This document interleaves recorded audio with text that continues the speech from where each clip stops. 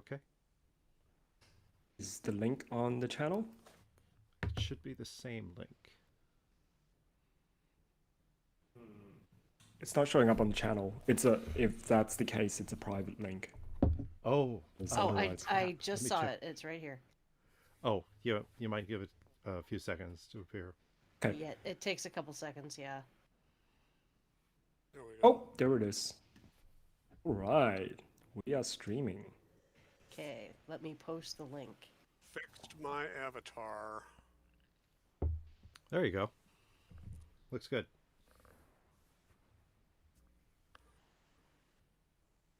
Oh, I'm watching out. That would be me. I'm going to be drawing D&D monsters while we talk. I'm gonna start nice. like properly introducing us when you share out the link. So Okay, just a second here. I got to go to Discord. meanwhile, I'm just looking at this cursed LeBron James pop-up parade figure. it's really, it's really quite like, I mean, quality-wise, it's as you would expect, but it's just like why? It's not technically bad. It's just idea bad. Right. Yeah. The Who approved muscle, this? the skull, the facial the features, everything looks fine. It's just why did you do this? Who asked for this?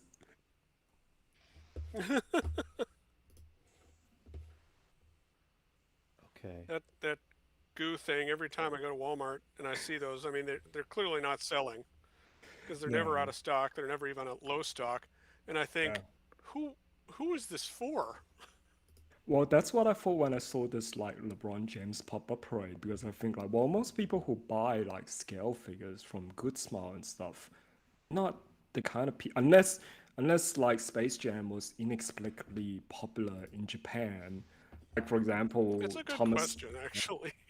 Yeah, because like for example, Thomas the Tank Engine is like really popular in Japan, and that's why they made an Android of Thomas the Tank Engine. Huh. Because people like when That's they announced it, was weird. people were like, yeah. People were like, why are they making an Android of Thomas the Tank Engine?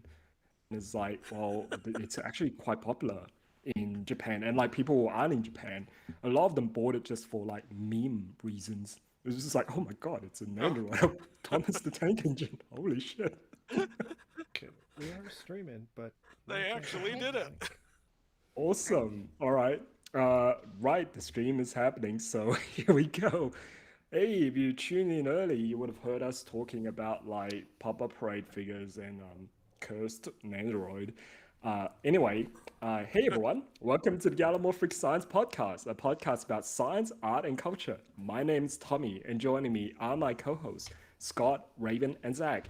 And today we're doing something a little bit different to what we usually do. So what we usually do is that we get together, the four of us, into a Zoom or Discord meeting, and we talk about like a specific topic, like a book or a TV series or whatever, for about an hour and a half or 2 hours, and then afterward, Scott and Raven would take the recorded audio and do all the post-production editing work on it to put together an episode and upload it onto YouTube. So that's a bit of an insight into like how the sausage is made, so to speak. But today we're gonna do something a bit different. We're currently doing a live stream via Discord onto YouTube because Scott wanted to do another episode before the end of the year, and I figured this is the most expedient way for us to actually have an episode out by the end of the year by letting YouTube do all the post-production work. So, uh, this is going to be more of a chill end of year roundup episode, less focus. We're just going to talk about whatever stuff that's on our mind at the moment. So, with that out of the way, let's introduce ourselves. As you already know, my name is Tommy. You can find me at the_Epesiarch, where you'll find links to all the things that I do online, such as the Parasite of the Day blog. So that I can stop talking, co hosts, please introduce yourselves. Hi, my name is Scott, and I'm live streaming for the first time. I'm an artist in Alaska, and I do a lot of paleo art and drawing D&D monsters today. And I can be found online at NotDedagon on Twitter or at CubeLight on Twitter. which is intermittently updated, on Patreon and stuff like that. Links in the show notes for any of our other shows, I guess. Raven? Hi, I'm Raven. I am Scott's wife, and I am currently tending to a bratty cat. I sometimes have to edit her out of the podcast too. She came in making noise. I can only assume she wants to be fed. When I'm not feeding this cat, I can be found at Alaska Anime on Twitter, which is a portmanteau of Alaska and anime, one A in the middle. I can also be found on well, that's pretty much where I'm at right now. I've gotten rid of Facebook and a lot of other things, so I can hyper focus on just one thing and do it very poorly, apparently. But I post intermittent art there. I'm also on the Paleo stream on occasion, trading quips back and forth with the younglings. And sometimes I post some artwork, and sometimes I just make funny noises. But yeah, you can find me on Paleo stream or here on the Gallimaufric Science podcast. I'll pass it along to Zach here. My name's Zachary Miller. I also live in Alaska. I used to do paleo art, but I don't so much anymore. Now I'm trying to learn to draw pinup art. I can be found at my neglected blog, Waxing Paleontological, at blogspot.com. Although I haven't posted since January. I can't believe I'm saying that, but January. I am working on a new essay right now about an animal I'm going to talk about today on the show, so you might not even need to go to the website. But I also write for NintendoWorldReport.com, and I podcast with them occasionally. And I'm on Twitter at ZMiller1902, where I post mostly about dinosaurs and video games, and sometimes I post my terrible art. Okay. That's all. All right. So who should we start first with as far as like what we've been up to and like what kind of things we want to talk about this episode? Oh, well, I guess I can go first. One of the things I've been working on is doing a D&D game for some local folk, as Raven knows. Just playing the 1980 version of D&D.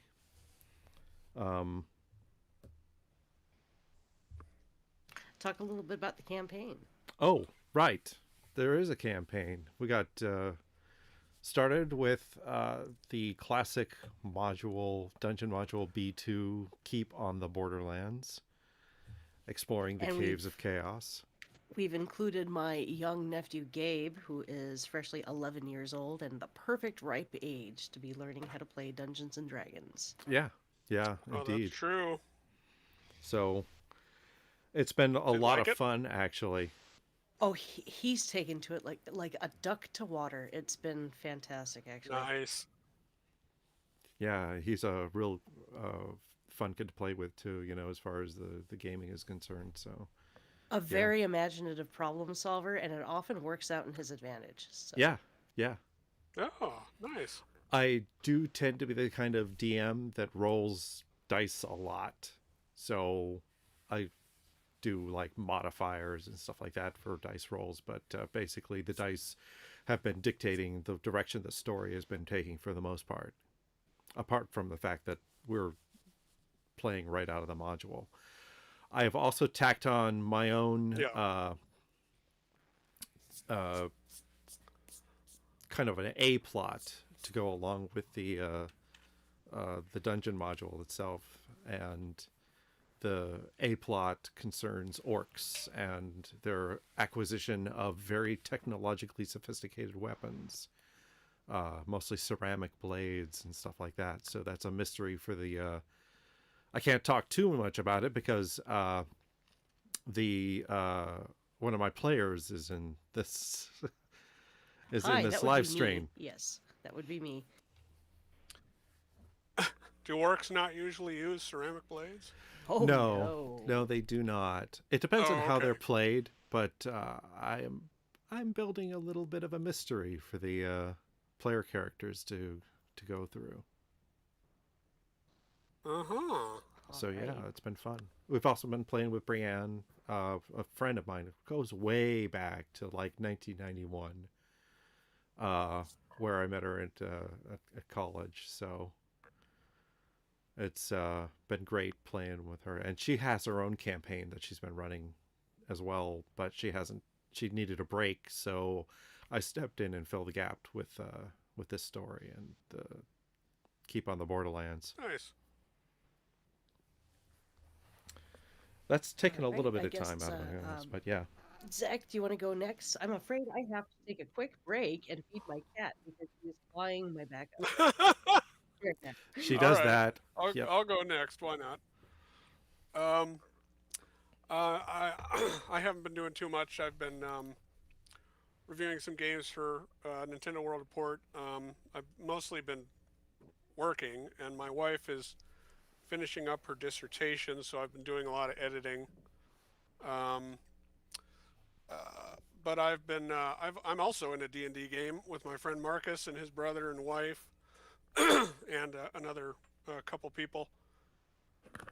Excuse me. Just to go back and on the that's whole kind of where.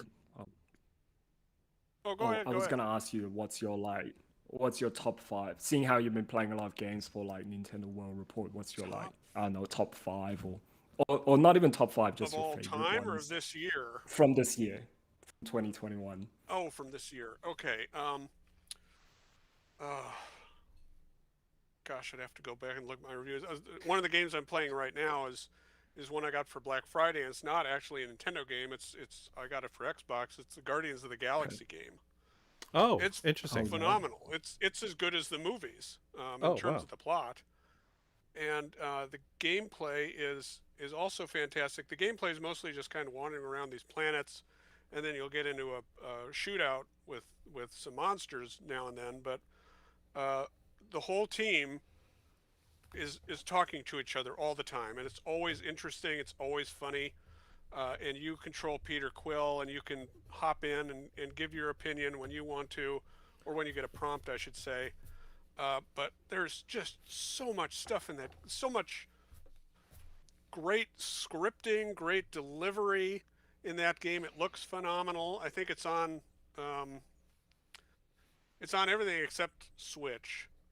But I have it Oh, on my pity. Series X, and it's Yeah. just unbelievable. It's probably my favorite game right now. So is that like kind of an open world adventure style game? Like what kind or No, like not at what all. kind of game? It's level based, Mhm. and the levels are incredibly linear. They're almost corridors, Okay. and there's some exploration. You can kind of go off the beaten path a little bit to find items, to upgrade your gear, or different costumes for the characters, which are kind of fun. But it's very guided. Um, it's very much in favor of the story, which I appreciate.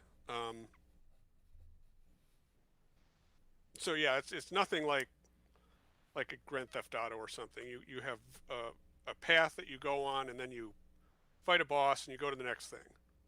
Okay.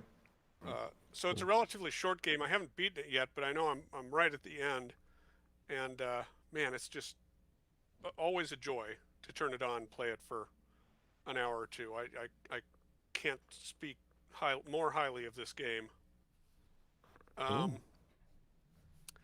then I got the Binding of Isaac, the last expansion, Repentance, and I love the Binding of Isaac to begin with, but Repentance just kind of adds even more stuff to an already packed to the gills game. And So for I guess for the listeners who don't know about Binding of Isaac, what's that game about?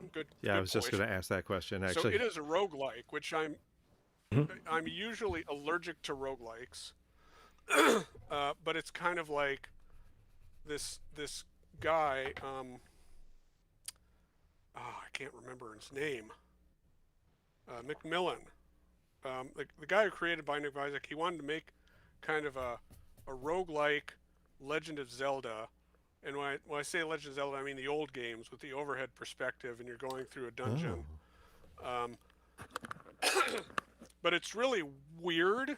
Like you're this little cartoon kid, and you fire tears out of your eyes, and you fight all sorts of monsters. And there's a big, um, weirdly Catholic and satanic component to it. Like the items you find, you can get, the satanic Bible or a holy cross, or I mean, those are kind of the most extreme versions of those kinds of items. But you can get all sorts of things, like a pencil that lets you fire blood out of your eyes because you get stuck with a pencil in the eye. Is your character's name Damien or something? No, it's Isaac. Oh, okay. I was. But Okay. there are many characters you unlock, and they all have biblical names, and one of them is Azrael, but he's a demon. Of course. And he fires a laser of brimstone. It's such a weird game, and it's not a game that I ever would have thought I would like, but one of my NWR colleagues got it for me on 3DS like 5 years ago, maybe more now. And I got so hooked because it's all randomized. But when you get a certain cocktail of items together that just makes you like this unstoppable death machine, it's so satisfying. Nice. You walk into a boss room and you kill him immediately, and that's what I live for in that game. And with this new expansion, you just get more and more stuff, more possibilities to play. So it's such a good game. I don't know if I can make an expansion one of my favorite games of the year, but it's it's up there. Yeah. Yeah. Cool. Anything else that comes to mind from this year, or everything else just kind of meh? I'd have to look at the reviews I wrote this year. That's the only way I keep track of what I've played. I did just get I bought on Black Friday, but I haven't received it yet. Alan Wake. I don't know if any of you have heard of Alan Wake. Oh, yep. Oh, I have not. But I've heard nothing but good things about Alan Wake, and it ties into one of my favorite games of all time, which is a game by the same group called Control. And since I've never played Alan Wake, I've always been curious about the connections between those two games, and if it ever arrives in the mail, I will get to play that. It's you're a writer, and the things you don't write in the game, but the things you write on your typewriter as the character are coming to life in the game. So, yeah. Someday I'll receive it. I'll be able to play it. That's always the case with like parcels this year. I think I have at least one parcel that is probably have like disappeared. I ordered like some manga from Japan that I'm sure it's like lost in the middle of somewhere in some warehouse. It's in a shipping container Probably. somewhere. Yeah. Yeah. Yeah. Shipping's been like really quite a mess over this last 2 years because of like COVID and stuff like that. So especially shipping stuff from same here. Japan. Oh God. The shipping only other costs from thing I'll Japan say is- that I've been doing. Oh, sorry. The No, only no, thing no, go on. only other thing I'll say is I recently watched. I should have said this last time we had a show, but I watched King Kong versus Godzilla, the new one, or Oh, Godzilla versus Kong, and it is terrible. Oh, That is what really? I heard, As much as like universally panned all the way across the board. As much as I mean, I love the Godzilla from 2014, and Kong Skull Island, and King of the Monsters from 2019, and this was just such a disappointment. That is sad to hear, because like It you, is. I trust you on all things Godzilla related. You know, you and I, like, yeah. Yeah, I'm glad I yeah, didn't just go and watch it. and the special effects are great, but the story's garbage, and it introduces a whole, like this whole Hollow Earth thing. Oh, is I hinted knew at that. at the I other knew that movies. was coming. I knew that was coming. Yeah. Yeah, no, it's been hinted at in all the other movies, but they actually go into the Hollow Earth, and you're like, oh, great, they're in the Hollow Earth now, and it's really just to get from point A to point B faster. That's the whole reason it's used. It's just fast And travel. yeah, it is. And it's like, I know I want to stay down here and see the monsters in here, but they're like, no, we have to fight King Kong. So, So, oh, what is the such plot of like King? If you could call it that, if there is a plot, what of is the plot Godzilla versus Kong. Yeah. So the plot is this evil cybernetics corporation discovers a new source of energy in the Hollow Earth, and they don't know how to navigate it. And somebody says, "Well, Kong might know." So they tranquilize Kong and put him on a what do you call those things? Army, the boats with the planes. Help me out here. Or aircraft carrier. Aircraft carrier. Thank you. And but of course, as soon as Kong gets off of his island, Godzilla comes after him for some reason, because I guess Godzilla wants to kill all the other monsters now, and which he didn't do at the end of King of the Monsters. Everyone bowed down to him, and it was cool. But no, now he's gunning for everybody, and so they have a fight on the ocean, and Kong gets down into the Hollow Earth, and they find the energy source, and they send the energy source back up to their cybernetics lab, and I'll bet you know what they're using the energy source for. Oh, Or evil. is it Mechagodzilla? So, It is Mechagodzilla. Spoiler alert. So, of course, Godzilla and Kong do fight several times, and I was annoyed that Godzilla wins every one. Kong never wins a fight. But then they have to team up, of course, to kill Mechagodzilla. And the Mechagodzilla is kind of cool looking. I really do like it. It's worth looking up those scenes on YouTube. But Oh, I yeah, have just- been. oh, okay, good. Everything up to that is such a waste.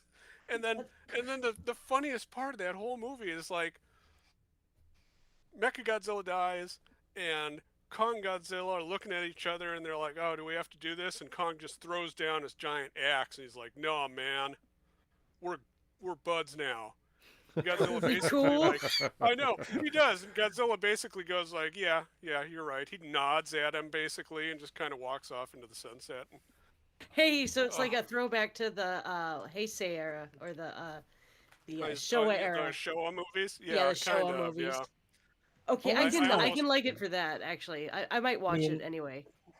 I kind of don't like, this is just a personal preference, but like I don't like it when they give these monsters or kaiju too much like, Human I guess characters. yeah, exactly. Human Like it's characteristics. just like, hey man, Yeah, me neither. like no, they should be like forces of nature, unstoppable forces of nature. Like in Shin Godzilla, Yes. that's kind of the kaiju that I Oh like. my It's like gosh. these are monsters. We don't understand them, why they do the things that they do. They just exist and they just destroy things because that's what they are. They're monsters. They're incomprehensible to us. Shin So Godzilla, so friggin' good. yeah, that's still my favorite Godzilla film. We should have just handed the franchise really? off to Hideaki Anno. Oh, Arno's busy doing like know. Shin Ultraman now, so Oh. Shin Ultraman. Yes, Yeah, I yeah, want to yeah. see that. He's doing Shin Kamen Rider too. Oh yeah. He basically yeah. got to live out his nerd life dream, but because like he literally is like the biggest nerd in Japan, Hideaki Anno. When Hayao Miyazaki did that movie, The Wind Rises, the designer of the playing designer, he got Hideaki Anno to play that guy because that guy's a nerd. Hideaki Anno isn't a voice actor or anything, but like Hayao Miyazaki just for like, who's who's someone who embodies the nerdiness that I need for this character, and then just a light bulb goes off on top. It's like, oh yeah, Hideaki Anno, and Anno's like his wife does this manga series that I can't remember the name of. It was just basically about her life, living as the wife of like the nerdiest man in Japan. How he wants to like go to, he wants to get married in like a Kamen Rider costume or something like that. Oh Incredible. my god. Yes. Yeah, he's such a You massive know, nerd. he did So the yeah. animation. He did the Uh, animation for that one scene in Nausicaa, where mhm, there's that goo monster that fires a laser beam onto the Ohm. He did that scene. mhm, Oh yeah, He the yeah, God animated Soldier. it. Yeah, and and that like totally if you makes sense because that's totally a Evangelion monster. yeah, well, if you watch Shin Godzilla and the scene where Shin Godzilla fires off his like ginormous death ray in the middle of Tokyo, Oh you yeah. could like watch bits of like from the first Evangelion rebuild movie with that shape shifting Ramiel geometric um angel. When it fires its particle beam, it's practically like 1-to-1 match, exactly the same. And there's Oh scenes cool. from Shin Godzilla which is just like, oh, this is so Evangelion. Like the massive just pools of gouts of blood just flooding from the monster and Yes. everything.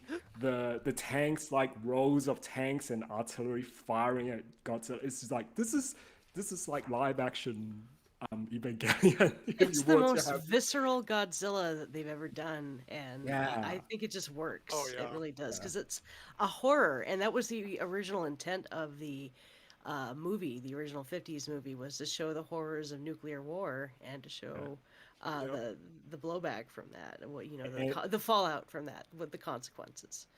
the music that's playing Fallout. when he fires off that death ray, which is like that song is told from the perspective of Godzilla, which is like, why am I alive? Like it wants to die, but it can't die, so it just lashes out at everything that's around it. Oh. Shin Godzilla, man. I gotta, I gotta watch that movie again after we finish this. That could take You know, I another don't think I viewing ever too. told you guys, but until recently, I'd never seen Evangelion, and I just started watching it on Netflix, Netflix. and I'm almost through it. I think I'm 2 episodes away, All and right. man, that's quite a show. Oh Like I can yeah, you see can why see it's so well loved. that was my introduction to anime, and you can see what it did to my brain. I was like, I mean, I must have like before Evangelion, I would have seen some anime on TV and not realizing that it's anime, like bits and pieces of like Rama One Half or like Oh Dragon yeah, me Balls, but too. and yeah, but it never really clicked. But when I watched Evangelion, I was like, holy shit, this shit's different. And I was like, I was Yeah, in high school then, and that became like our equivalent of the water cooler show. Like every week, we'll go like, oh shit, did you see that nice. thing on Ava? So yeah, Evangelion was like my introduction to anime. It was like my gateway show. So you can see the kind of shit that it did to my brain. Speaking of Well, once I anime, finish the series, I'm gonna watch those Rebirth movies. Oh yeah, yeah. A rebuild. Yeah. Those ones are good as well. Well, I guess it depends on expectations. Some people have certain expectations about the rebuild film based on the series, but if you just go in there and kind of accept it as like, okay, this is the story like retold because it took him like what 20 years to make all of those films.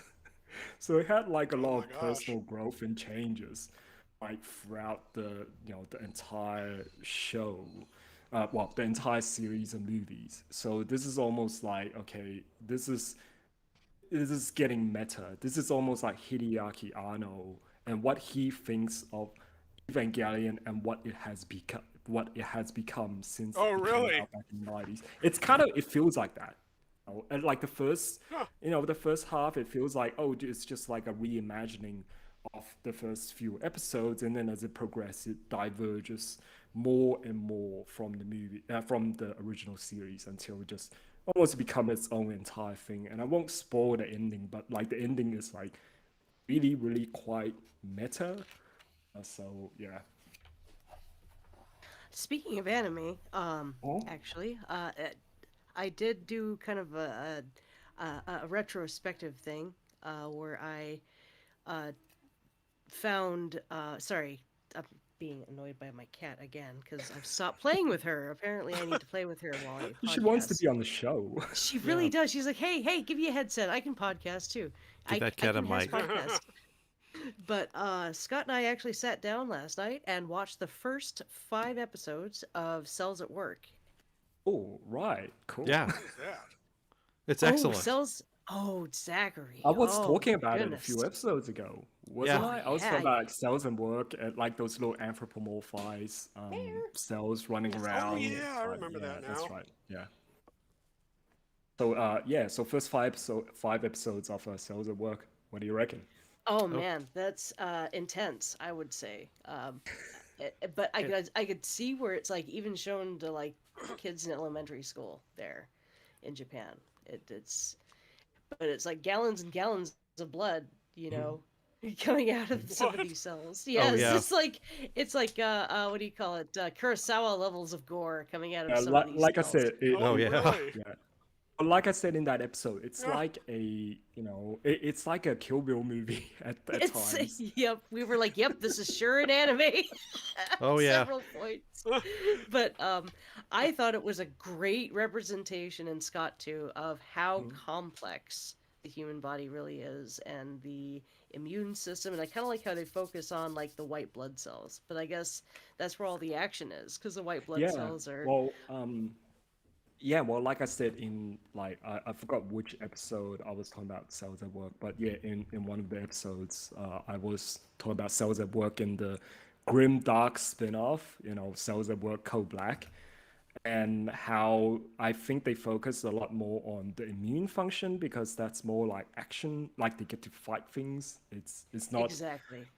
as opposed to like the blood circulating around the body and carrying the oxygen. I mean, there's an episode about the blood cell going through red blood cell going through like the heart and the different ventricles and stuff, but like that's not as like I guess action shonen as you would with like the white blood cells and the T cells and all that stuff fighting these bacteria and viruses and stuff like that. That's like a lot more Yeah.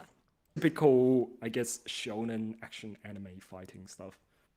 I do really love Okay, how but is it as good as Osmosis Jones? What's I, that? I actually have not seen it as Osmosis Jones, so I'll get back to you Yeah, on that. neither have I. I'm just Uh, I'm sure it's bad. Oh my god. You've never seen it either. Okay, cool. Oh, there is like honestly, there's so many like Cells at Work has really taken off, like because it keeps on having spin-offs. The main series, like the main manga that it was based on, it's finished at volume 6. The last chapter was actually about the coronavirus. Why? Like Oh, there are so many spin-offs. I made a tweet a while ago that recently got picked up, probably because Cells at Work got more popular again. Where I said by 2050 the number of Cells at Work spin-off would rival that of the number of cells in human body. For reference, there are 37.4 trillion cells inside the human body, according to Cells at Work. Well, wow. there are Cells at Work babies, Cells at Work white blood cells, Cells at Work T cells, Cells at Work friends, Cells at Work bacteria, Cells at Work ladies, Cells at Work like cells not at work, Cells at Work Code Black, which Lazy was cells, I like it. Cells there- at Work, Miami Nights. Oh, There you you go. wait, it will come. There are so many. Oh my god, I can't believe they keep on like making spin-off of this thing. Like there were Cells at Work platelets because the platelets are like these cute little toddlers, and people are like, oh, how cute, and then they get their own spin-off as well. There are so many cells. Like this turned into this whole like rolling Cells at Work expanded cinematic universe franchise. I think it's a great way they did science communication and science Oh, yeah, art, really, because absolutely. it's science art. I'm going to call it that right there. Especially like the character designs for the viruses and the parasite that they had in that one episode. I can't remember. Oh which yeah, one. where they got the eosinophil, where they show off like that was the food poison. I think that was the food poisoning. Yes, that episode. was a food poisoning episode. Yeah. And they got the cholera bacteria as well. Oh, we haven't gotten to that point yet. Okay, because I thought that was in the food poisoning episode. It got Oh, cholera. was it and- cholera? Okay. Yeah. They got cholera and anisakid worm. because that episode was focused on the eosinophil and how she's not good at fighting off the usual like viruses and bacteria, but then, you know, the nematode worm comes along and then she like harpoons it in the face. I love Yeah. that. It was like fighting a dragon, literally, because of how Yeah, big yeah, this yeah. this they try to show the size disparity, or like how big these things are compared to the cells, kind of, sort of. Yeah, Sometimes yeah. they, for the sake of, I guess for character design and whatnot, they just kind of keep some of it the same, but Yeah. same size, I should say. Yeah. And It's a lot of yeah, fun. it really is, Zach. You should probably tune in and watch We'll it have to at some check point. this out. Yeah, Yeah. yeah. Yeah. Yeah, Scott doesn't normally do the gore, but this was it's kind of a part of it. It's part of the story. It tells the Yeah. story. It tells the And like the story. gore is mostly Well, human just bodies are heaps very and gory. heaps of blood. Like it's just mostly blood. This is for the most part like uh, family friendly, air quote, except the blood. That's why I mentioned how, for example, I think in China they actually use it as like an educational tool, but they have a censored version where they cut out a lot of like the bloody bits. So yeah, Uh, um, yeah, they, I just like the idea of there being a family-friendly amount of blood. well, it is in Japan, I guess. Yeah, more anime like this, please. That covers a variety of subjects. I can understand why they Oh, would have so many spin-offs, because there are so many systems in the human body, and this mhm. seems to focus on just the action-packed ones. I guess the other ones would Also, be like kind of boring, of course. the character designs are extremely charismatic. These are characters that you can sell like heaps of figures and character goods of. I Oh can see yeah, why they have so many spin-offs. Just speaking from the business side of things. of Um, course. they also have an episode about vaccination, acquired immunity in season two. So, you know, Oh, there's a season two. I should Ooh. definitely yeah, tune there is into a that. season two. So yeah, episode two of season two of Cells at Work is about acquired immunity. But um, most of season two, I have to be honest, the second half of season two feels like a ad for YoPlay. Uh-oh. Because For yogurt? Oh no, maybe they got Really? corporate sponsorship. oh, because it's all about like probiotic bacteria, and there were like a lot of things about these are all the things that good bacteria does for you. A lot of, I've read the studies, and a lot of them are kind of like, okay, well, there seem to be some kind of correlation, but I'm not sure about like whether there's actual direct causal link. But the show is like full on leaning into like these are all the good bacteria things that good bacteria do and stuff like that. So the second half of season two does feel a bit like a Yoplait ad. Oh no. Okay. And like Uh, probiotic bacteria, but it's still good. It's everything you would expect. Like nothing they say in there are like outright falsehood, but like they're just pushing it a little bit too much with like, the whole bacteria angle. So Again, but we do caveat get, emptor. yeah, but we do get the, you know vaccination is good episode, and also we got the pimple acne episode where Yeah. the white blood cell face off against a kaiju size acne bacteria. Oh my. I thought the uh, one with cedar pollen was really funny, with those, big Oh blood yeah, monsters. yeah, They yeah, kind of they're damaging, but they're also kind of like soft and ineffectual in a way. yeah. They don't actually cause any harm on their own. It's just when the immune system kind of goes off at it. So yeah, Yes. yeah, sales at work. Yeah, a lot of fun. That would yeah, season two and stuff. They were one of the shows that aired this year. So I've actually prepared a bit of a retrospective on like 2021 anime wise. If you guys want me to go into that. Yeah, sure, why not? Okay, yeah. cool. So I have like a few picks for this year. Like this year, as usual, there were like heaps of shows that aired despite, the pandemic and everything like that. A lot of the shows that were delayed from last year got aired this year, and there were several shows that also got second seasons this year. Just for people who don't keep up with anime, just to get a bit of a perspective on like what I mean by heaps of show.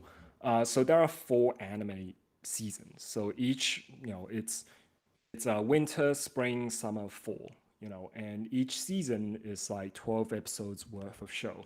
And I think on average each season there are like about 30 or 40 shows, which means that there are 160 show anime each year. There is a lot of anime. So God. if you're listening to this and you go like, why didn't Tommy talk about Mushoku Tensei or whatever? Look, I can't. I'm a grown ass adult with a full time job. Who I has can't be time for watching. that? I can't be watching all the show. I barely watch even like a tenth of the show each season. So I try to be really. I'm very strict with my watching. Like I'll pick a few shows that looks interesting, but the moment that I start losing interest, but my pick for this year, I guess my favorite one is a show called Odd Taxi, which aired in I think it was spring 2021. It's it's like imagine like do you know Agretsuko? So Agretsuko is that Yes. same okay. Imagine if Agretsuko is a noir crime mystery drama thriller. Oh my god. Well, that'd So, be So cool. does it have a red panda in it, or? no, it has a Wars who is a Oh 40-year-old wow, taxi driver. So that's incredible. it has like anthropomorphic animal people, but it's not like an aesthetic choice, like in, say, for example, Beastar, or like a marketing choice, like with Agretsuko, because it's a Sanrio product. There is an actual plot reason why all the people, like all the characters in the show, look like animal people, but I can't talk about it without giving away like a very major spoiler. So I would just recommend you just go and watch it for yourself. The writing on the show is like so tight. Like literally every little thing that happens, like everything that you see in the first episode, even things that happen just in passing in the background, gets wrapped up neatly in the end. Like all the characters, all the subplots, they all get wrapped up neatly in the end. And this is a 12 episode show. It also has some like really nice social commentary as well. Basically, the plot is about the protagonist, who is that that worst taxi driver.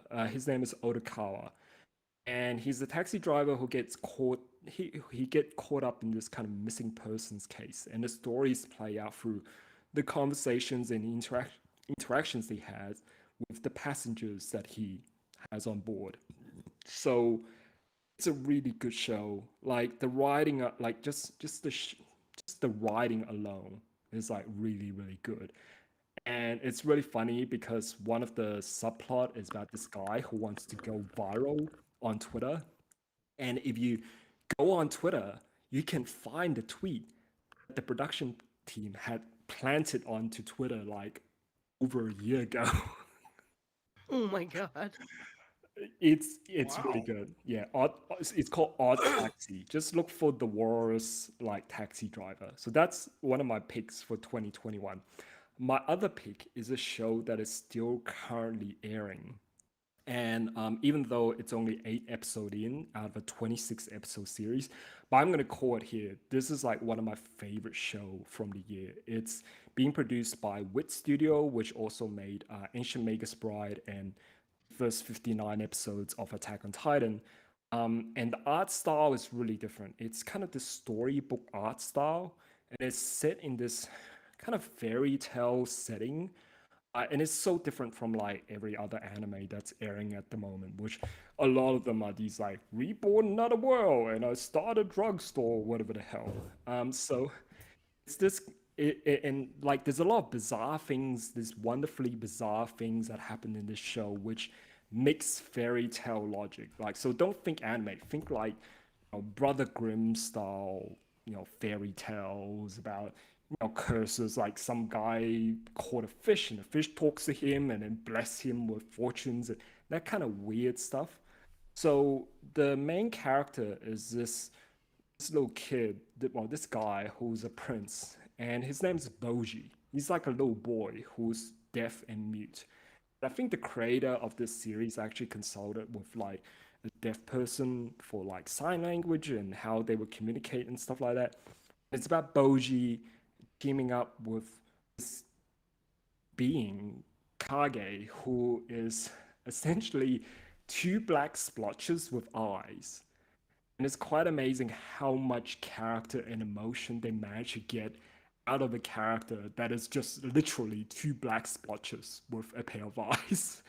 Um, Oh, all the characters are like when you initially meet them, you'll get like your first impression of them, and then the next episode will give you like a brand new impression of them that kind of gives you a different sense of perspective on like what the character is. Like it'll completely change your mind about what this character are. They have like so much layer.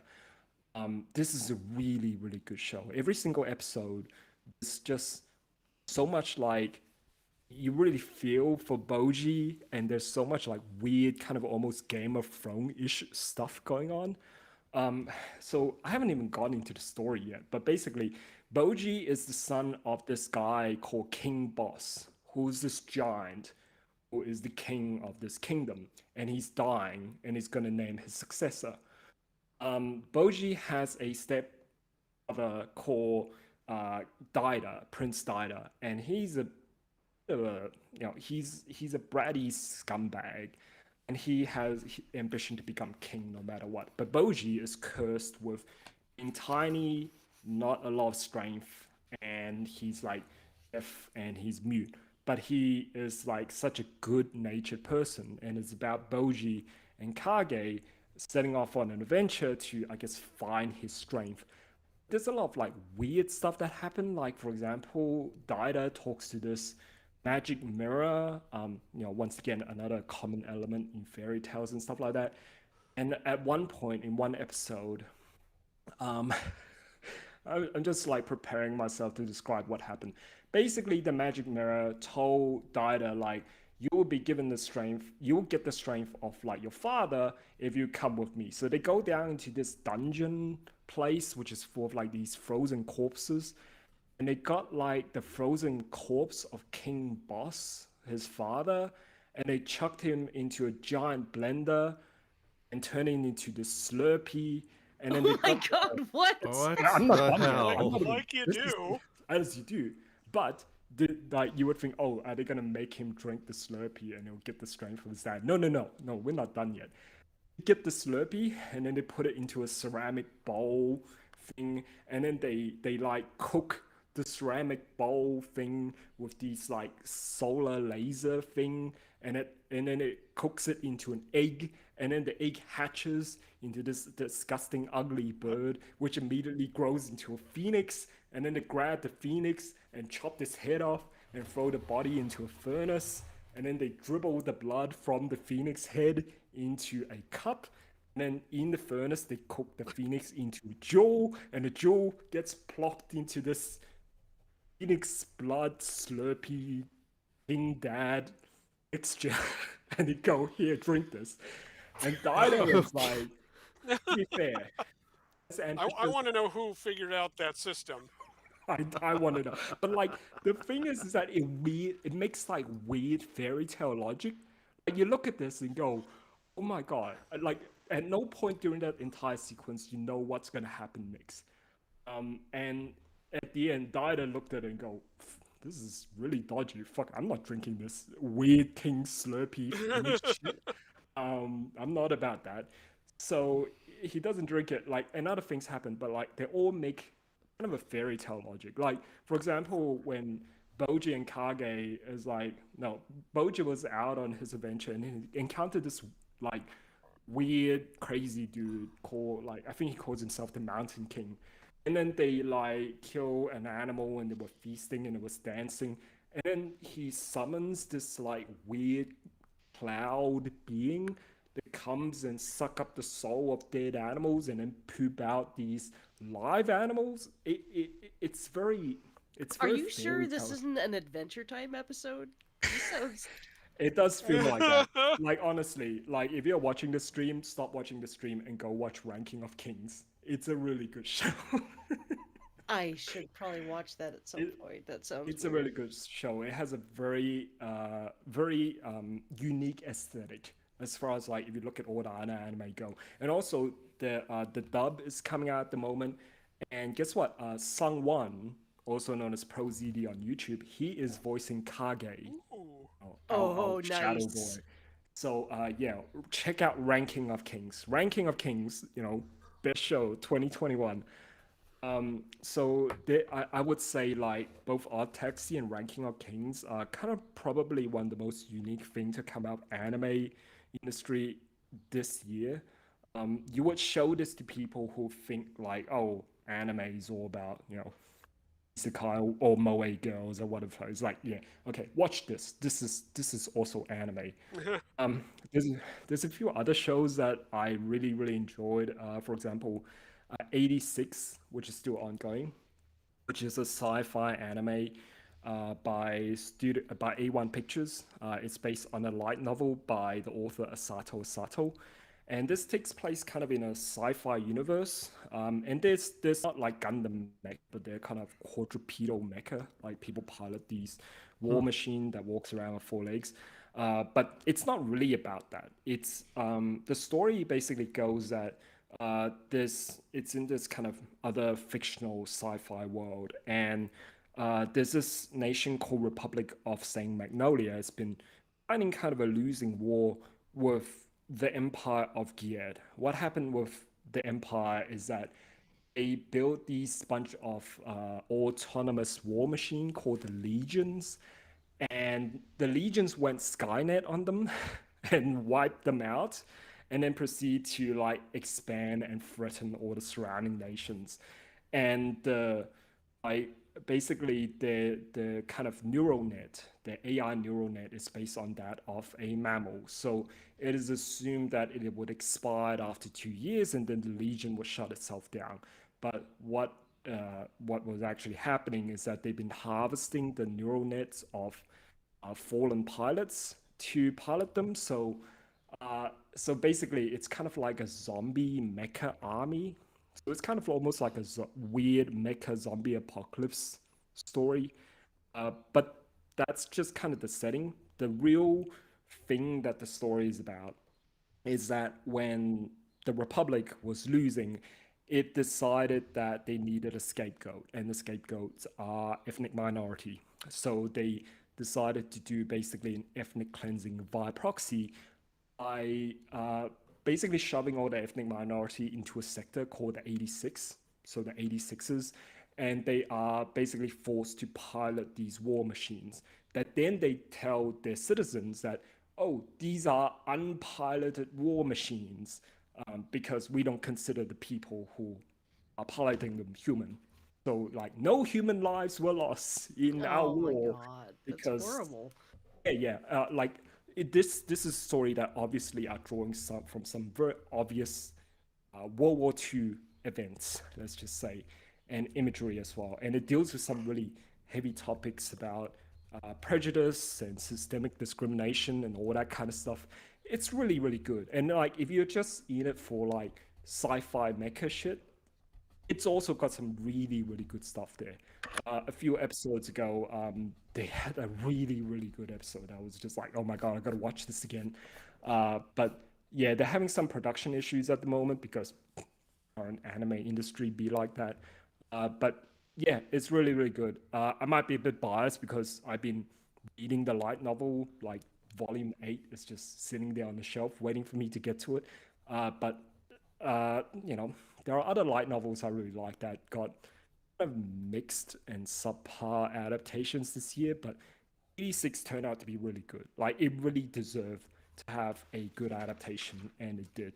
So, yeah, those are, I guess you could say, my top 3 of the year. There were a few other shows that were also really good that um really worth talking about, but I'm going to take a little bit of a break. I might bring them up a little bit later. I'm running out of breath right now, so I'll let you guys talk about something else for a little bit. I might get back to it later. Yeah.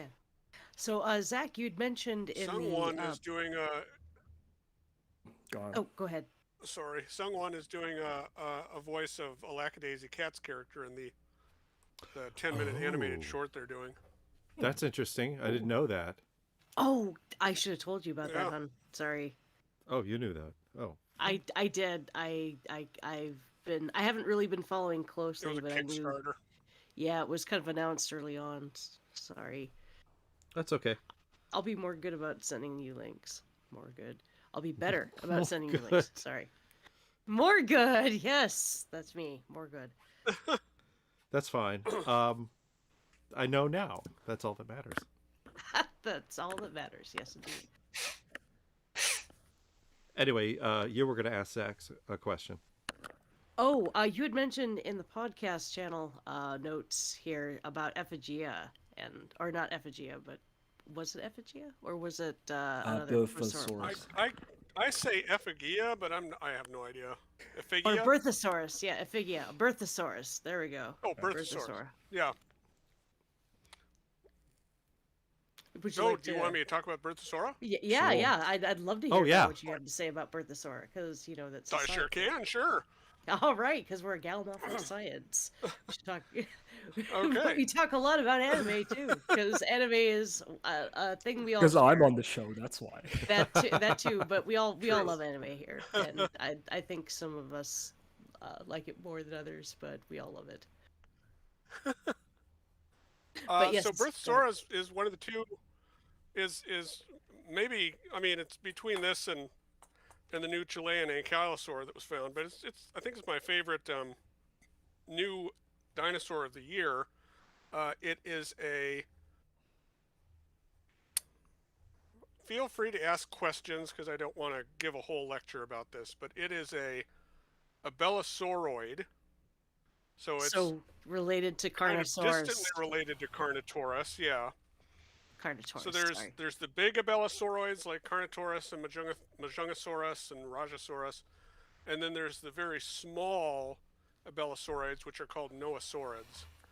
And noasaurids are they're not very well known. Most of them are very fragmentarily known, but they one of the more famous one is Mesophthirus knopfleri with its weird dentary that curves down at the tip with forward-pointing teeth. Almost looks like a buzzsaw on the front of its lower jaw there. Yeah. Yes, yes. And but for the most part, these are very fragmentary animals. Some are known only from feet. There was one described earlier this year called Vespersaurus. It was just feet and a foot, and I think maybe some random other bones, but it would have borne all of its weight on its middle toe, and the toes on either side of that middle toe were very flimsy and thin. So that's a first for dinosaurs to have a essentially monodactyl foot. But one of the best known, maybe the best known noasaurid is Limusaurus from China. And you guys might remember this Limusaurus as this little 6 foot long, at the most, very gracile, long bodied, long necked little thing. It looked like an ostrich dinosaur, like a miniature ostrich dinosaur. Was it toothless? It is toothless. In fact, it is toothless as an adult, but when it's a juvenile, it has teeth. It has, I think, 43 or 44 teeth, or maybe 46, because it has to be an even number. But as they fall out, they're not replaced. And when it gets to be an adult, when it's about 3 years old, it has a beak, it has a downturned dentary, like so many other beaked herbivorous animals, and they start swallowing stones to make a gastric mill for crushing plants in their belly. And it's so weird. It's such a weird animal, and and like other abelosauroids, its arms are virtually vestigial. It has short little arms and stubby little fingers that might not have even shown outside the skin. But yeah, Limusaurus, one of the best known noasaurids, known from several individuals, whole growth series, real fascinating. Look up Limusaurus sometime, folks, if you don't know what it is. And Limusaurids might have gotten very big. There's some evidence that an African animal called Deltadromeus, which would have been 40 feet long, if it was a lemosaurid, I mean, I can't imagine what that would look like. A 40-foot long, basically shrimpy ostrich dinosaur, like the opposite of Dinochirus, wandering around in a similar environment. But I bring up Lemosaurus because this new animal, Berthasaura, looks like Lemosaurus. It has the same long neck, kind of a long-bodied animal, short little front limbs, very cursorial hind limbs. It was a rail runner. Has a shorter neck than Lemosaurus, and it has kind of a differently shaped head. The head is a little more boxy, a little bigger, which might have something to do with how old it was. It was about 2 or 3 years old when it died. But it doesn't have any teeth at all. It doesn't have any evidence of teeth. Even adult Lemosauruses, some of the sockets remain, even though there's not teeth in them, and they're overfilled with bone. But sometimes you can still see evidence of teeth, and this guy doesn't have any evidence of teeth at all. So it might not have had teeth at any time in its life.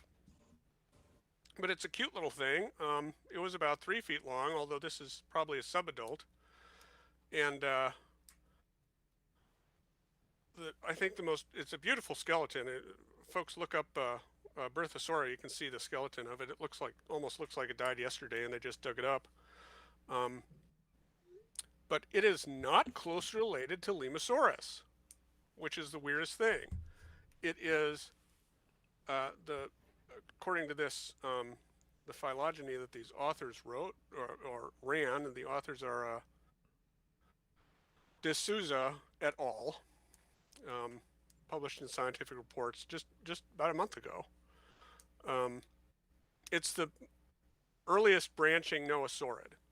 And lemosaurids, according to their phylogeny, are the most derived noasaurids. So it's on the opposite side of the noasaurid family tree, which is fascinating. It means that noasaurids essentially got the same body configuration, or evolved the same body configuration and toothless, beaked jaws independently.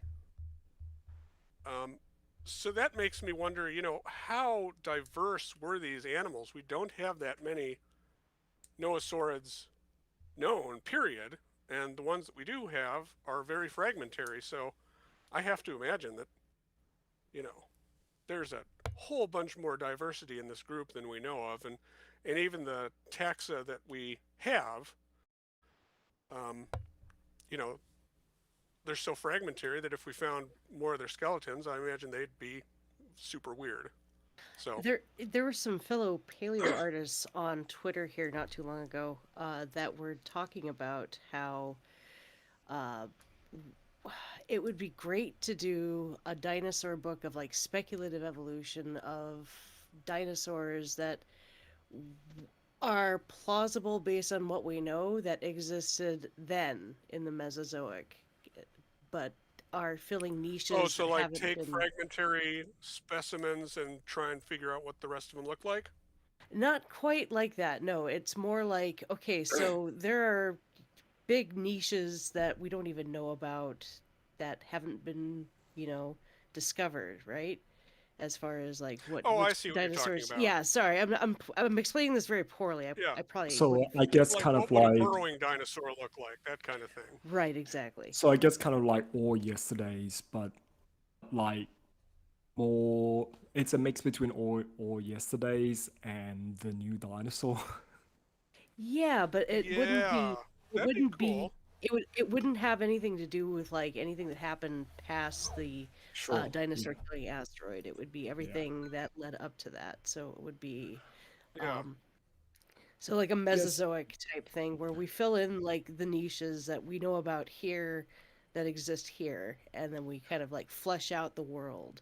Yeah, I as guess far as, one thing, to consider is that, and this is something that I might save to expand upon when and if we do an episode on the new dinosaur, is that there might be certain niches that are just were not filled by dinosaurs. Just as like there are certain niches that aren't filled by mammals Oh yes. in our world.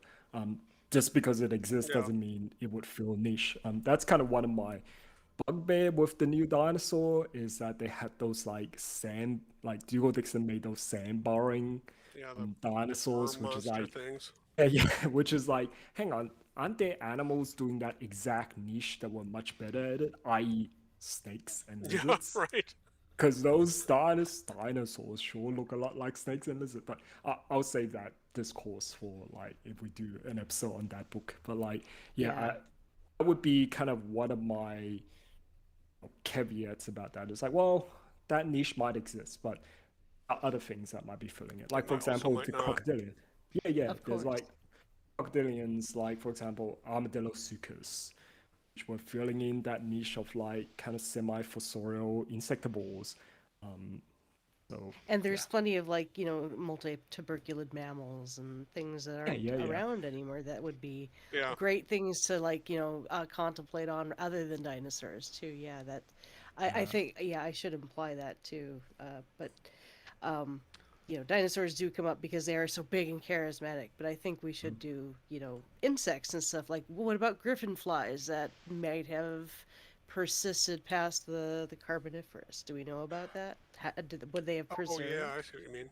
Actually, speak of insects, that brought Yeah. up one of my, I guess, paleo paper, kind of semi-paleo paper of the year that I noticed. So back in 2019, there was a fossil from Myanmar, a Cretaceous amber that were described as Mesophthirus, which is supposedly a dinosaur lice. So that was I published remember in this. yeah. So that was published in like Nature Communications. I think it was like there was a lot of, Yeah. I press think as that's would right. anything that was associated with dinosaur get a lot of like press and stuff like that. So this year there was a paper that was published by David Grimaldi and Isabel Via. And David Grimaldi, for a bit of context, this guy, he literally wrote the book on insect evolution. If you look up his name, his most well-known book is The Evolution of Insects, which is this humongous 788-page book. And he's Have a written copy. multiple books Yep. about insects. Yeah, that's right. So if anyone knows about insects and how they evolve and how they look like, it would be this guy. Anyway, Excellent. he had a look at the fossils, and even just based on the figures that were provided in the paper, he's like, guys, I don't think this is a lice, but I tell you what this does look like. It looks like a scale insect, or what's known as a cocoid. Cocoid? Yeah, scale insects. They're like they're kind of like aphids. They're sap-sucking insects that feed on plant sap, and some of them form these like waxy coating around them, that white waxy spots. And for that, he provided like microscope specimens as well as very detailed illustration diagrams of these insects, and he put them alongside the supposed dinosaur lice, Mesophthirus. And guess what? They look exactly the same.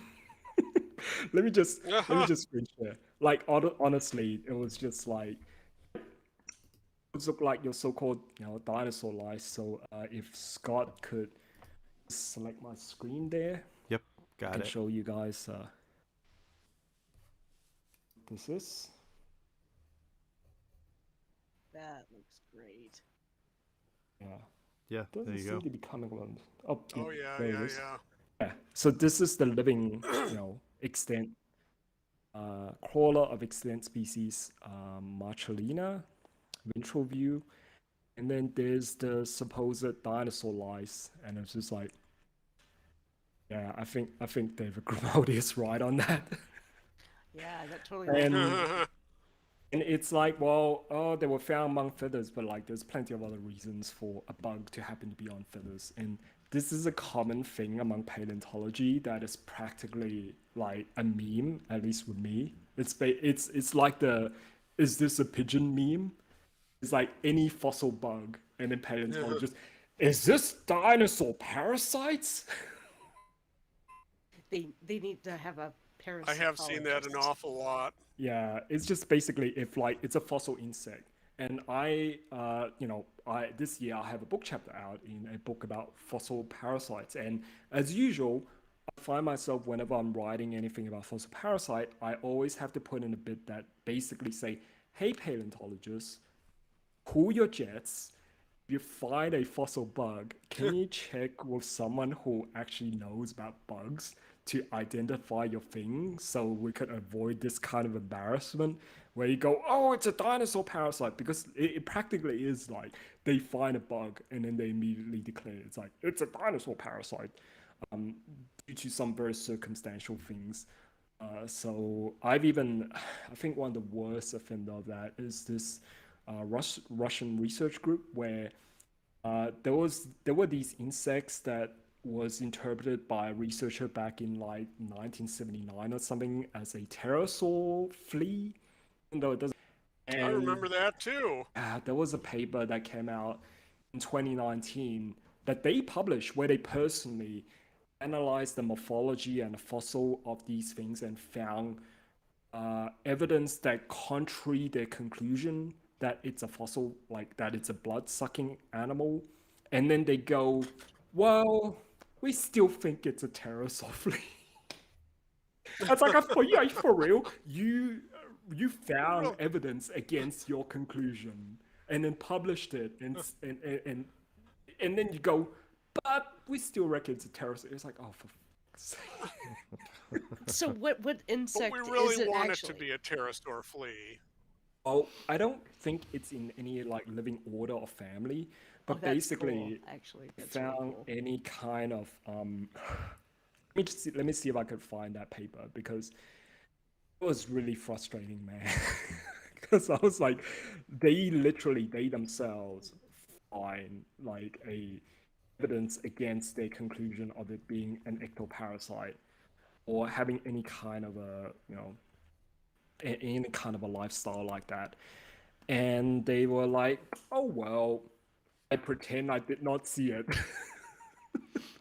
They just love the idea of it being like a dinosaur flea or something like that. That they just go, I think we're just gonna ignore that, even though we published it.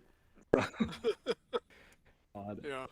So yeah, that's really frustrating. Scott, I forgot that you have that capability. Can you share my screen yeah, real quick yeah, so I share can show that screen. people this dinosaur? Sure. Oh yeah. Tell me when you are. Yeah, go ahead. I need you Okay, to so share the this screen is this is first. Lemursaurus. The top one is a juvenile. You're not with its sharing. teeth, and the bottom one is an adult with its toothless beak and a gastric mill here on the belly. You sharing, Zach? And then just to I don't think you're sharing, Zach. Sorry. Yeah, you're not sharing yet. how do I? Maybe I shouldn't do this. Oh, share your screen. There's a button. There it is. There's a button. It's okay. It's Yeah, entire confusing. screen. I don't care. Okay, can you see it now? No, that's very curious. Oh, good. Share. Discord wants to share the contents of the screen. Okay, do it. It's grayed out. I apparently can't do this. Oh. Select a different window. A different window. Yeah, there should be like a Yeah. couple of different windows you can select from, and then say start Oh, sharing. I see. Oh, I see what it is. Okay, I got it. There we go. Aha! Now Oh, can you boom. see it? Yes, we can. Oh, good. Okay. Technology's great. This is Lemursaurus, a juvenile on the top with its teeth, and an adult on the bottom with its teeth and its toothless beak and gastric mill. Looks like a little ostrich dinosaur. Well, here is Berthasaura.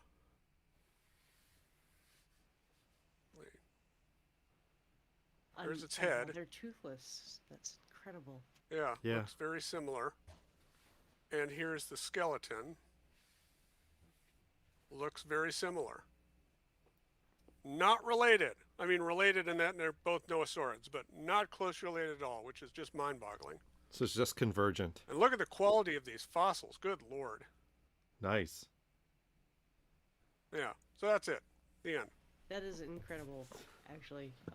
Because Yeah. it's like you've got one end of the spectrum to the other as far as like how they started versus how they ended up before an asteroid hit the Earth, right?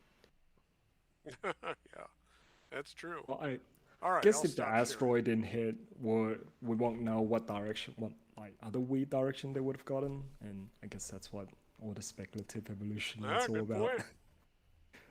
point. I found the actual paper where they were going on about how, well, we still think these things are fossil fleas in a way. Oh no. Yeah, I was in the middle of like writing that book chapter back in 2019. It was extremely frustrating. So the actual genus is called Saurophthirus, which name is So like yeah, that's a weird Saurophthirus. name.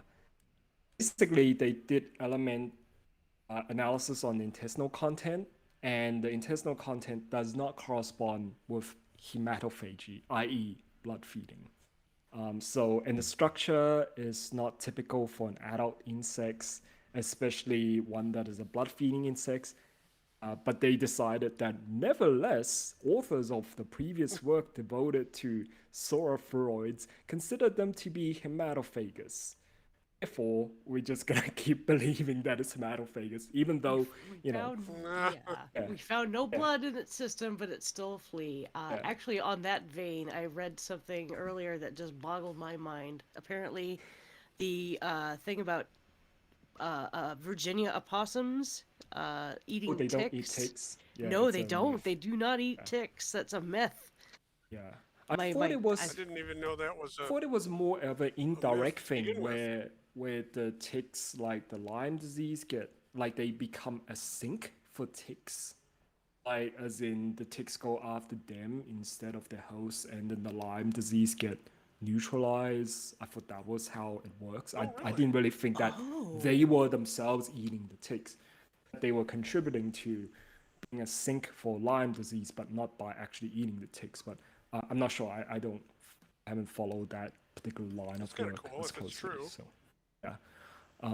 But no, I wouldn't think they would be eating ticks because they're kind of ticks are, especially if they're not filled with blood. They're Not a kind lot of of tiny. nutritional value there.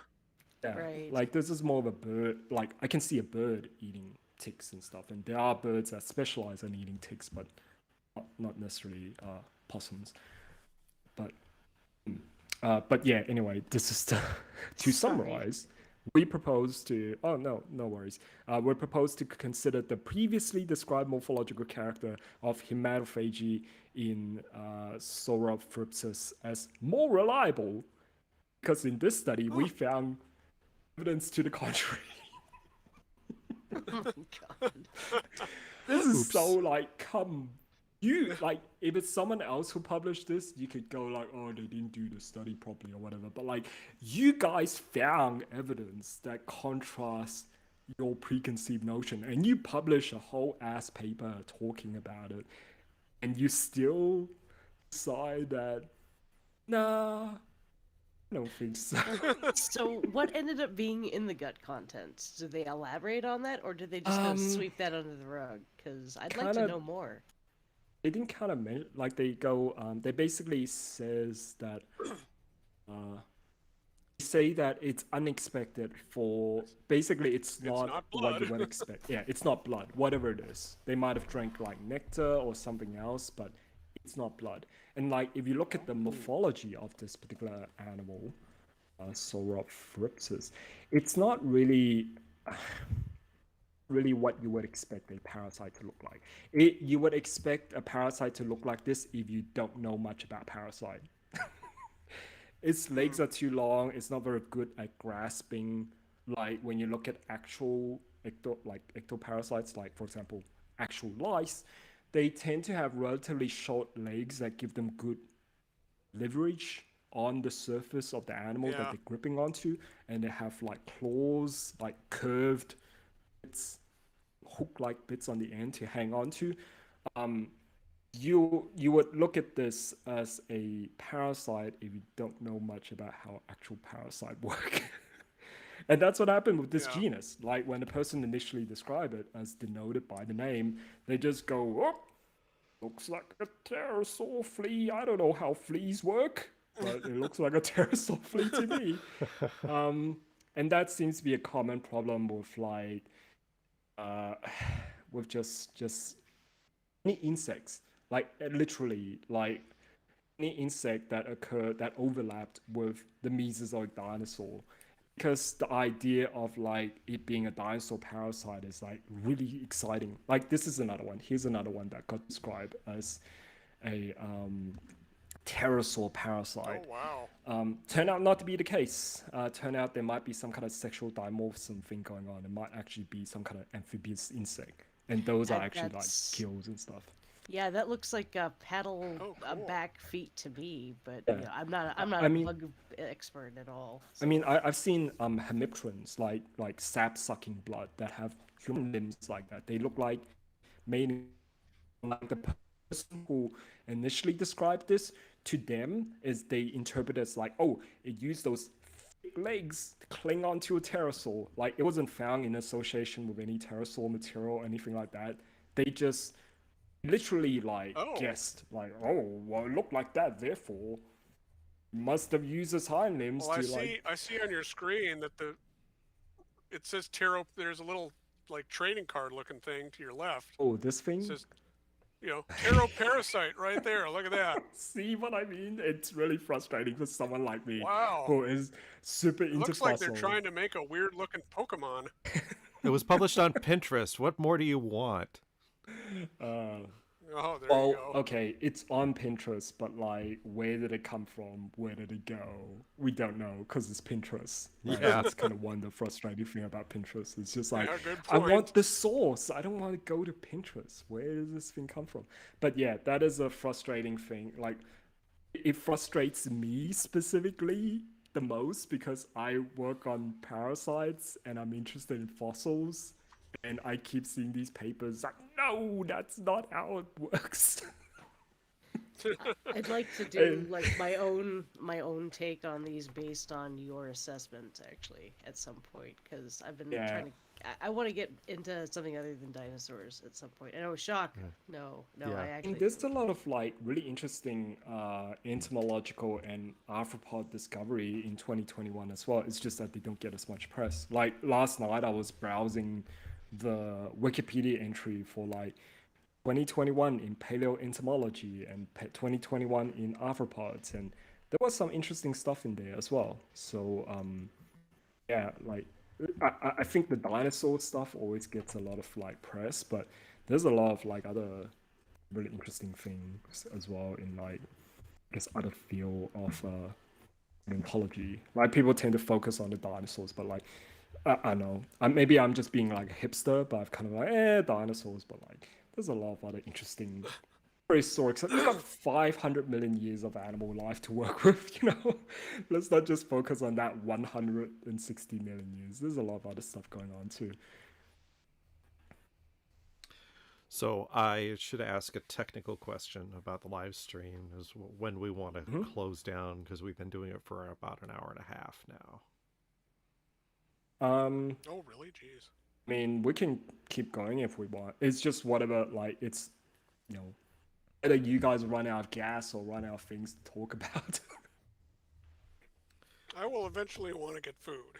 Yeah, same, because we haven't eaten yet. So there's that. to I guess, consider. is there any other things like, hey, Zach, did you manage to get any of your stuff from Army, like, arrive in America? You were having shipping problems, like... Oh my gosh, yes, finally, I got both things. They were sent without tracking. I mean, I feel like they just threw them on a boat and were like, whatever, man, we got to get it out the door. And they eventually showed up just completely at random. They went through a third-party shipper. It wasn't the post office or UPS or FedEx. It was just some random other company. And they both did get to me. They're fine. Great figures. They've both been very helpful for learning how to draw people. But yeah, I mean, that was such a weird Like Amy, like I asked them about it, I said, hey, where are these things? They were like, man, we have no idea what's going on. You'll get them when you get them. Yeah.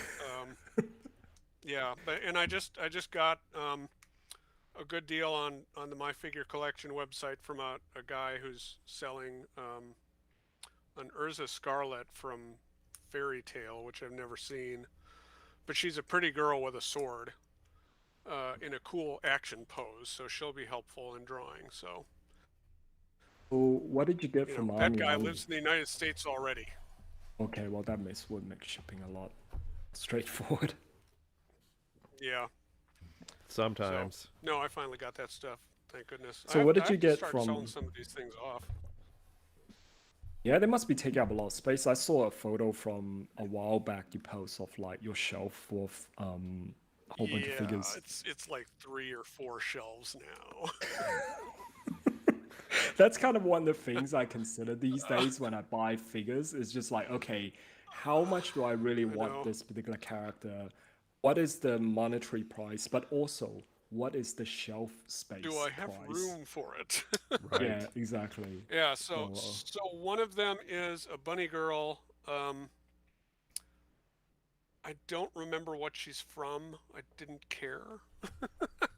Um, and then gosh, I'm trying to figure out because I'm not in the room with them right now. Oh Lord, I think the other one was a Sonico. okay. I have a weakness for Sonico figures, and I think Oh. that was a Sonico. How many, like, I feel like they bring out Sonico figures like they bring out Spinosaurus. There's like Oh, they absolutely do. new Yeah, yeah. bunch every And year. I've become a little more discerning about which Sonico figures I want, but Sure. I've over the years I've tended to shy away from smaller scale figures like 1/7. I'm trying to not buy 1/7 scale figures anymore because there's kind of for the price, they're more expensive than if you buy a quarter scale figure like pre-order. You can get a pre-order quarter scale figure for just a little bit more than a 7 scale figure on the marketplace after it's released, which is stupid. It shouldn't be that way, but it might be like a product, like a economy of scale or something like that. Especially with like I'm smaller sure figures, it might be more difficult to get more details into it or something like that. Oh, it absolutely is. I'm sure, and it's just a weird thing. I'm looking at my my figure collection profile right now. I have 48 figures right now. Oh shit! And yeah. soon I'll have 49, and that's down. I mean, I used to have, I think, at the most I had was I think 58 or 59, and I have sold off several. I've sold off most of my smaller scale figures. Yeah. Just because like I said, I don't have the room, and I might have to go through another round of that. I'm selling my Boa Hancocks right now from One Piece. Dude, One Piece figures are stupid expensive. I don't understand why. Well, They're not big. it's a popular series. It's a popular Yeah. series. So they can afford to like charge it. It's like, well, if you want it, come and get it. Yeah. Bring your I mean, monies. I'm talking 1/8 scale figures for $140. No, guys. Yeah, I think generally speaking, figure prices have been like increasing steadily over the last few years. So I'm not They surprised. have. Yeah. I don't tend to Yeah, I collect definitely scale got a problem. figures. I don't tend to collect scale figures because they're like bulky and expensive, but I have a modest collection of like posable figures like Nandoroid and stuff. So Oh, yeah. one of the ones I've been looking forward to for a while. So I'm just screen sharing it here right now, Scott, in case you're wondering, in Got case it. you want the people to see. So I originally saw this announced like over a year ago, and I pre-ordered her as soon as like pre-order opened up. It's a Girls Frontline figure. I also got the Nandroid version of her because I'm obsessed with Girls Frontline. Yeah, it's like Yeah. it's really good. It's really good value. You can pose her, and I got her like sister as well, UMP-45. So the two of them waving the guns around the place, Nice. and a flashbang grenade. But yeah, so that's the kind of stuff I tend to collect. The other thing that I got is actually from an anime that aired this year that I like the light novel of, but it's not really like the adaptation started out okay, and the production just went absolutely downhill at the end. It's like stupidly bad CG by the end of the show, and but the main character is this little spider monster thing. Spider. Oh, that's cute. It's such a cute little Nandroid. Like normally Nandroid I put away in like a display cabinet because it's a bit fiddly to get them into pose, but like with this one, because it's got 8 legs and because it's got this wide stance, I can just put her on a shelf without like the usual stand and stuff like that. So I just kind of keep her on the play around her, change her expression every now and then. So I Yeah. got a lot like, and I haven't even put her with like her accessories or anything like that because Nandroids usually comes with a bunch of accessories. I didn't really need it with this particular figure because she was just great out of the box. It was just like, oh, what accessories? Pfft, who cares? I It's like the Scooter. I spider. have a bunch of NECA Ninja Turtle toys like that come with different hands and heads and stuff. Yeah, I used guess to that's par for the course for like Nandroid and Figma, and I think I tend to like those figures a lot And more Microman. because yeah, I get a lot more, I guess, Microman, yeah. playability out of them. I'm still waiting on. There's another Nandroid that I'm waiting on, which is the this guy. It's from this manga anime series which you can check out on Netflix called Doro Hedoro, and is this Bowser fairy man.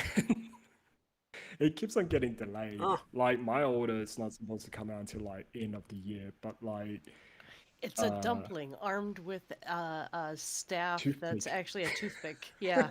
I look at that and I'm just I'm famished. sorry. What? So Scott, you said what now? Scott, Oh, if you click my window, you can see the bunny girl I got. okay. Oh, I'll okay. flip it open just a second. Scott, you need to get closer to your mic. You're pretty Right. quiet. Yeah, I'll just look at the dumpling one and I'm just famished. Oh yeah. I haven't eaten yet, Oh so yeah, you we'll know. stop soon. Yeah. We do need to touch on Same. something that Scott wanted to talk on right quick. Yeah. About a mural Oh, that let's we do did that, yeah. this year. okay. Oh yeah, I want to hear about this. We did a mural this year for the Alaska State Fair. It's the second of two, both of which have been designed by Raven. And we got Lowe's to supply all the paint and supplies for it. They And as a donated consequence- very generously to our Yeah. cause. We very much thank them for Oh, that. nice. Actually, Yeah, we got their logo on the mural itself by just printing it out on a paper cutter. And yeah, stenciling okay. it in. Yeah. So yeah, they supplied everything for us, just like the paints, the brushes, drop cloths. It was great. It was Yeah. just we wouldn't have been able to do Wow. this without them doing that. Literally true. But okay, for yeah, some it's, reason, the live stream isn't working from Zach. I'm not certain why. It just pinned Huh. me on. I turned it off because you were talking about the. It doesn't matter. Oh, okay. But yeah, we're gonna be doing a third mural here next year in 2022. Kind of completing the theme there, where it's like a panorama view, but then we jump kind of like mid panorama to the middle of the panorama, like zoom in on Kinnick Glacier because they wanted us to do that wall before they did. Anyways, I'll explain the geography of Wasilla and Alaska at some point here for the people that don't know anything about what I'm. Well, I didn't get to go to the fair this year because I was afraid of COVID. But Right. I saw the photos you guys are posting, and it's a gorgeous, gorgeous landscape. Yeah. Thank you.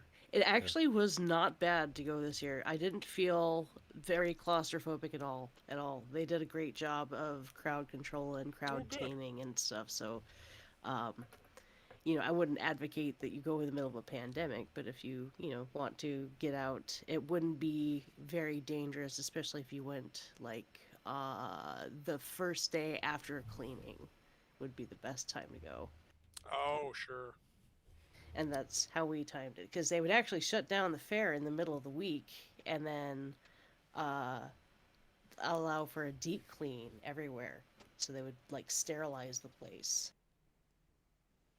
and the Okay, high touch that's areas good. and stuff, and then allow everybody to clean up and restock and just kind of refresher, in the midweek. So yeah, it's a good way to do it. They might actually switch to that full time, but they haven't decided yet.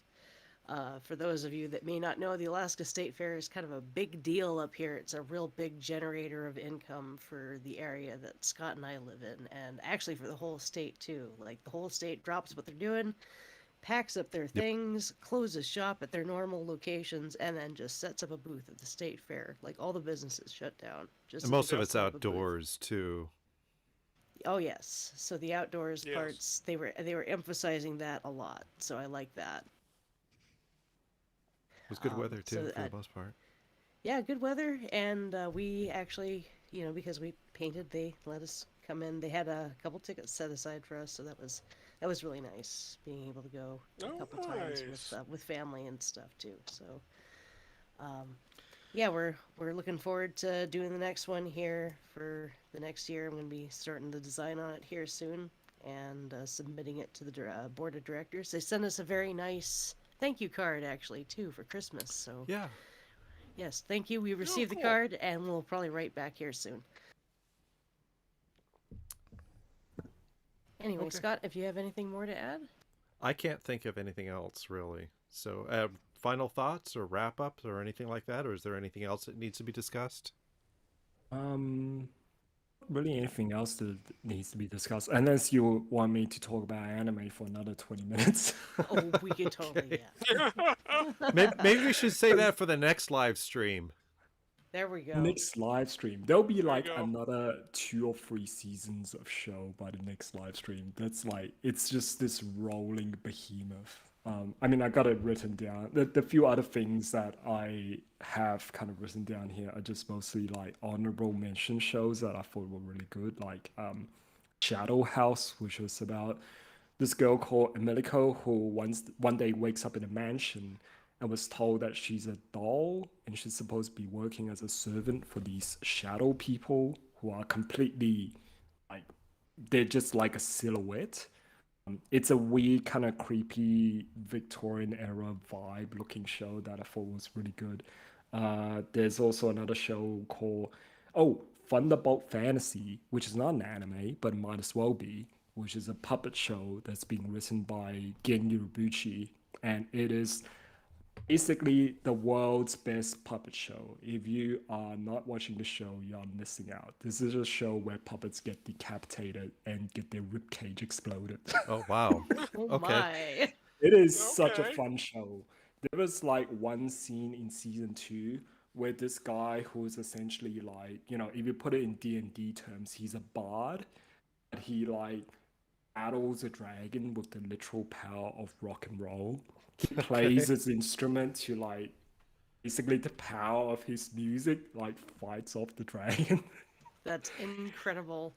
It's an amazing Oh, show. Like, don't let the puppet aesthetic put you off because people are like, "Oh, this is like Thunderbirds." It's like show like comparing with Thunderbirds is like comparing F-22 to a camel software. This is like Oh my. an amazing freaking show. This is a show where like puppets get thrown off cliffs and then get exploded in midair. Like, Yes. Okay, this is my show. I am on board. check out Thunderbolt Fantasy. It's Thunderbolt action. Fantasy. I am writing this down. Yeah. It's wuxia puppet, like wuxia sword puppets, like wuxia movie, but with like puppets and everything that implies. It is such a great show. It's extremely entertaining. So season 3 aired this year, and there's more to come as well. So, and the character costumes are really really intricate. I bought like the art book after season 1 came out, and it is like so good. So you want to look at like cool costume designs as well, that show is for you. um there's also I've also written down a few shows which are dishonorable mentions. I think X Arm. I think I posted like the trailer for that show in our Discord as well. It is easily the worst anime since Handshakers. It's like the worst. If you think like, oh, I've seen some really poorly animated show or bad animation this year. If you're not talking about X Arm, you don't know what you're talking about. This is like PlayStation 1 cutscene level. Yeah, the animation is It's so horrible. bad. Oh my god, what the fuck happened? Oh. Like they gathered this whole team of people who are like big names in their respective field, but I think none of them will actually know anything about animation. Like, so they got this guy who does like action choreography, but he's never done anime, and they didn't have anyone who knows how to do anime to, help guide him. So he has all these ideas about like basically they were like, "Oh, this is gonna be an anime like you've never seen before." It's like you're freaking right about that. It I've never seen sure anything is. so bad before. So yeah, X oh my god. And oh, it was literally like this is an achievement. Its animation is so bad that it accidentally became homophobic. Oh let me Oh no, my. that's let me explain. awful. Let me explain what I mean by accidentally homophobic. So there's this like scenes where like the whole setting is this kind of cyberpunk setting, and there are certain moments and scenes where these two female characters are supposed to like kiss mouth to mouth because of like plot reasons. But when they kiss mouth to mouth, there's this like bright white light that comes in between where their face meet, and usually in an anime, they do that to like censor, like if there's things they don't want to show, like nipples or naughty bits, they usually have the bright white censor That, light on that it, right? So it was like, what that's what they do in Senran Kagura. exactly? So they got the Senran Kagura nipple shine onto the face of these characters when they're kissing, and it was just like, what, are they censoring like a Oh, lesbian kiss or something? And it turns out that no, it's just that their animation model is so bad. When they kiss, they like kind of clip into each other, and you don't want that shown. Oh, I So see. that's what I mean. It was so bad that people thought like, were they being homophobic? Okay. No, it was just shitty animation. Nope, they were just cheap. So the thing is, I right? like that. It's not even like the thing is that it's not even cheap. Like the problem with it being cheap is the problem of them like just have no freaking idea what they're doing because they got a big budget and a studio and everything like that. But all of that was spent on, I guess, things that didn't help with the show. Um, like what's his name? Caniper Effect on YouTube. He did a little mini documentary about what the heck went wrong with X-Arm. So that's dishonorable mention. If you want to see some awful looking animation, watch X-Arm or don't. Save your time. Just take my word for it. Or watch the trailer because that will show you plenty how bad it is. And I feel bad for the mangaka because I had a look at the manga. It's like, oh, it's pretty decent. It's a pretty good looking kind of a manga. It's a bit derivative from like Ghost in the Shell, cyberpunk, sexy, femme fatale kind of thing, but like it's still like the artwork quality is undeniably good. The anime, oh shit. So yeah, Gotcha. That must have been a disappointment for the people that made the manga. oh yeah, it would have been like I would feel if I was the mangaka and seeing my work get butchered like this, I would just I don't know what I would do, but just hang my head in shame. But yeah, that was dishonorable mention. I guess the other dishonorable mention is a show called One Direct Priority, which started out really promising and just went absolutely downhill. They had like pacing issue, production issue, questionable writing and story choices. and the last episode didn't air until the second last episode, like 3 months after the second last episode. And at later stage, the production got so bad that they were outsourcing animation to people from Twitter. Literally went to like people on Twitter, go, "Hey, anyone knows how to What? do anime?" It got really bad. Wow. Like, oh my god, Wow. Wonder Egg Priority is such a fucking garbage fire in every single way. And the thing is that unlike X-Arm, it started out so promising as well, and then it just kind of went. It's like a train wreck, like a slow motion train wreck that unravels before your eye as you watch it. And the last episode is just, oh my god. The last episode was like an hour special, but they spent almost the first half of it recapping what happened in the show. Because, like, listen, anyone who's even bothering to watch this final episode would have already watched the show like 3 months ago. Why are you wasting our time and your time doing this whole freaking recap thing? Oh, it was so bad. So yeah, X-Arm and Wonder Egg Priorities are like my two big thumbs down from the year. One of them I never really liked. One of them I started out liking and then just completely 180 on it as it got really, really bad. So Gotcha. Well, I'm gonna stop you there because now even Gina's saying we gotta get some food. yeah, All good right. idea. All right. All Let's go right, ahead come- and close out the live stream. I hope everybody has a happy new year and a good holiday season. Yeah. You celebrate. Yeah, we'll see you all in 2022. Let's hope the year will be a lot better than what it's been the last 2 years. Yep, my a God, little right. brighter, a little brighter, Yeah. hopefully. All right, ciao, everybody. See you later.